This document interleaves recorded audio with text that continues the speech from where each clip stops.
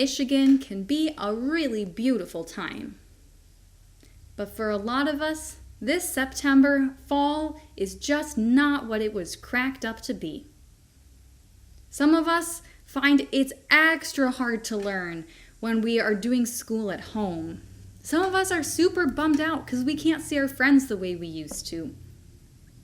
Sports games are getting canceled. Special events like birthdays, they're just not turning out like we hoped. And the answers are in the Bible. Just kidding. The Bible doesn't tell us how to throw a party while we wear masks. And it does not tell us what the right way is to go to school in a pandemic. Don't even get me started on how much screen time Jesus' mom lets him have. That's really just not what the Bible's for. What is the Bible for? I'm glad you asked. The Bible is not a science book. It's not a history book. It's not a math book. It's actually a lot more like an I Spy book or a Where's Waldo. The Bible helps us with questions like, where is God when I'm sad? What is God like? How does God feel about me? When we read the Bible, we're working together with each other and with the people who wrote the Bible to find God in all kinds of different situations. And just like Where's Waldo, the more time you spend reading the Bible, the better you get at finding God, both in the pages of a Bible story and in your own life. Today's story is a tale of exile. God's people, the Israelites, they were conquered by the people of Babylon. Now the Babylonian armies, they took away their homes and their land, and they forced them to move far away to live in Babylon instead. It was the worst thing that had ever happened to them. And they prayed, God, please send us back home. They prayed, God, please make something really bad happen to the Babylonians so they can't boss us around anymore. We are so ready for this to be over. God sent them a message back through a prophet named Jeremiah. Jeremiah wrote it all down like a letter. It said, from the God of the whole universe to the exiles living in Babylon.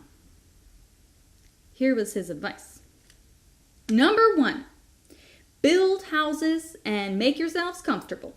Number 2, grow gardens and eat all the yummy food that they make. This was unsettling because you wouldn't want to build a house unless you were planning to stay in it for a while. You wouldn't plant a garden if you were hoping to be gone by the time it was harvest. This was not the place they wanted to settle. But Jeremiah was just getting started. Number 3, get married and raise children. Uh-oh. Raising children, that takes years and years. Number 4, help your children find someone to marry when they grow up so that they can have children too. Oh no! God's not going to get us out for decades? Jeremiah tried to explain. He said, God has a great plan for you. A plan for peace and hope and a great life. And God's even going to bust you out of here and take you back home. Eventually. But what God really wants is to take care of you right here in Babylon. God told them, I don't want you to just pray that I'm going to bust you out of here. I want you to actually pray for the city where you're in exile. I'm not just going to bless you. I'm going to use you to bless the Babylonians. Now, I'm pretty sure after getting kicked out of their homes and losing everything they have, God's people did not want to be a blessing to the Babylonians. But that was God's plan, so that they and the Babylonians would live their best life together. God told them, if you look for me, you will find me. See? It's just like I Spy. Jeremiah's challenge to God's people was to do less looking ahead for what God might do in the future and more looking around, Where's Waldo style, for where God might be already with them.